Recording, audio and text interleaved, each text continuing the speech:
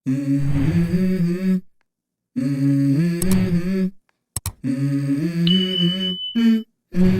go. Kat bakit ni kipnai kidang jan syaka election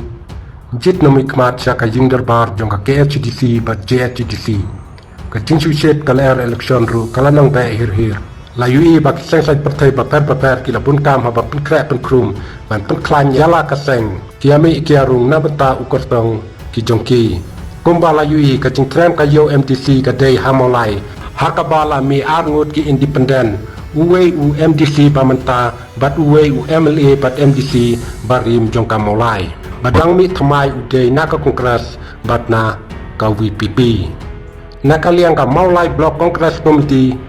kala se yo uba wan seng jerwa kum ukertong pan aireng haka election MDC ka ban sawan uba wan seng ude u deputy rang bachnong barim jongka Mawlai nong kwar bat ude u nongbot bayajan ha bat u MLA MDC barim ka Mawlai uba piti sakmi hadu ka election MLA arjar artulai u MLA bat MDC barim ka Mawlai uba proses di sakmi yakun chu nakaseng UDP hakani ka election MDC ka bansawan uba proses ula pendana ba yakun no kumu kortong simet hakani ka election MDC ka bansalong la sembenai uba proses ulai kun yak election MLA arjar pulai naka parti UDP hendrai u klaim yo jingjob ularai ba yakun chu naka UDP hendrai u yakun no kumu kortong simet u MDC pamenta jongka Mawlai constituency uba tebor lang patau ulapen pena ba aireng biang yakani ka election MDC kumu kortong simet hadin ba ulami no nakaseng NPP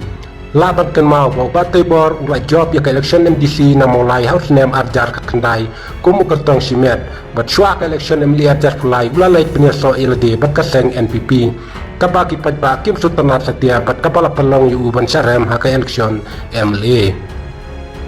bat menta ularai biang banyakun kumu kertong simet bat nakaliang ka VPP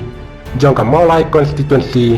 kala say yu samla Edison Karumnut ubade u general secretary jongka Mawlai circle